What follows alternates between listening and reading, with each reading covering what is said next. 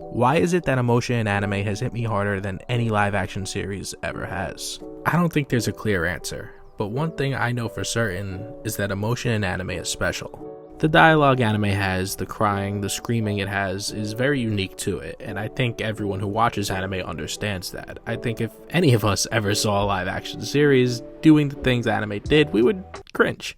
And yet, it is this very overt expression of emotion anime contains that makes it so special to me, that makes it connect so deeply with me.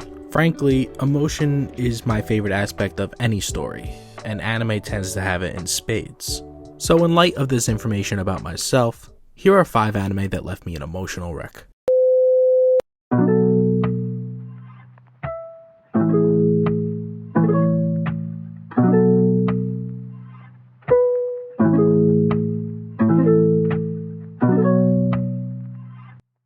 I guess when I say something made me an emotional wreck, you imagine me sitting there crying my eyes out, but honestly, that's not always the case.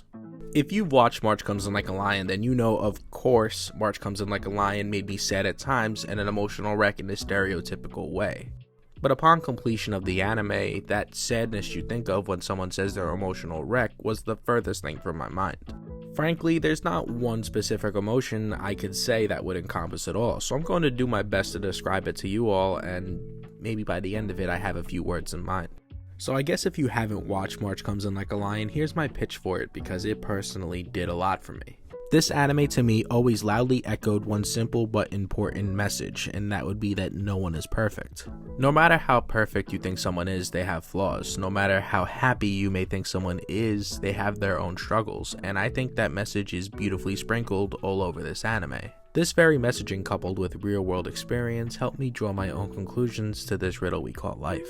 Now, what I'm about to say isn't hard to grasp because it's overly complicated. I believe it's hard to grasp because as people, we could be naturally pessimistic. But to get to my point, this anime kind of made me realize if anyone was perfect, there would be no point in living. To live is to grow, and if there was no room for growth, what are you really doing? Life is too short to be at a standstill. Life is too short to even consider not living it. So what did March Comes In Like a Lion make me feel? Well, a lot of things.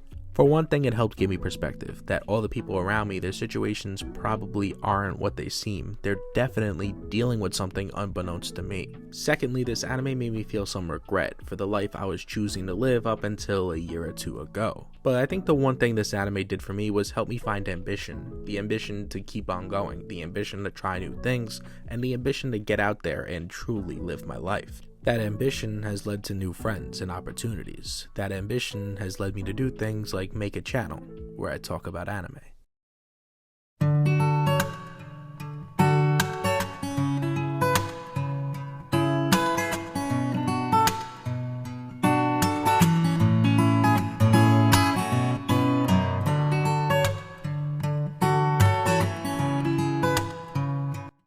A Silent Voice is an anime that left me in tears for quite a bit, and even to this day, I'll go to people who react to the movie on YouTube just to relive the emotion with them.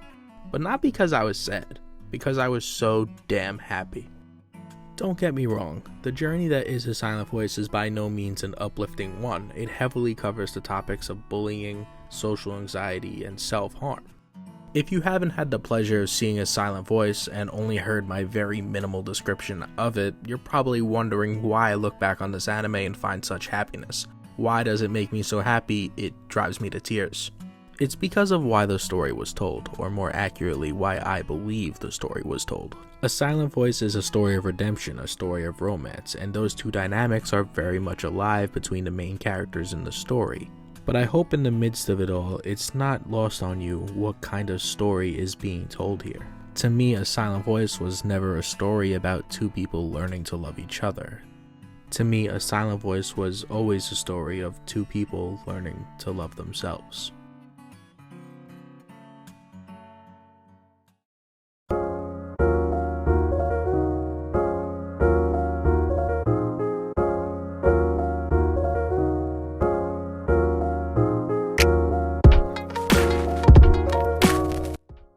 This is without a doubt one of the most influential anime of all time.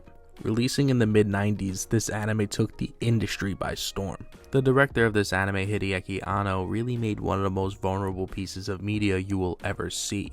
He's even on record stating the parts of his stories he hates most is the parts where he sees himself. And when you watch this anime, I think you will understand what he means in an overwhelming fashion, because that's the best way to describe this story for me, overwhelming. If you've seen this anime, I think you know exactly what I mean, but if you haven't, let me explain.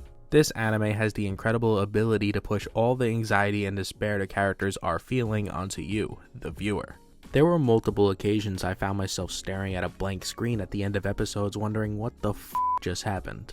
This concept not only resonated with me, but the entire industry as a whole, as this anime was a huge financial success and paved the way for so many anime after it. So at the end of the day, it's not like I was shedding tears watching this, but it did get my heart pumping and make me question my entire existence.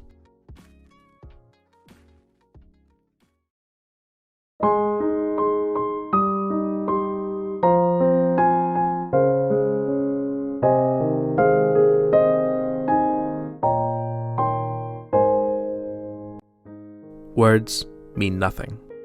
And the more I think about it, the more I circle back to an anime like Violet Evergarden. Throughout the entirety of this anime story, our main character, Violet, is just trying to find out the meaning to the words, I love you. And that's just a thing. She never finds out what it means through basic means. No dictionary or explanation out there could ever help her truly understand what the three simple words, I love you, mean. And that's because words in itself have no value. Words can only hold value. Words hold value through the actions behind them. I love you is going to a job you hate to support your family. I love you is when your mother makes you soup when you're sick. I love you is everything but the words, I love you. The value lies in the actions that follow words. If the actions that follow the words don't fit, then the word's value ceases to exist. This is a small yet important distinction that I think is hammered home in this story. And it just so happened to make me cry my eyes out.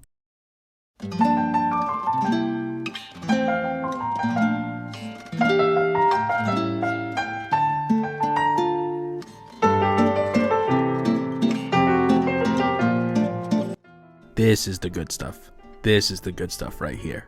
I'm talking about a generational cry with this one. I've had plenty of anime make me cry about as hard as this one did, for example the previously mentioned Violet Evergarden. But I'm talking 3-4 episodes straight of that type of cry.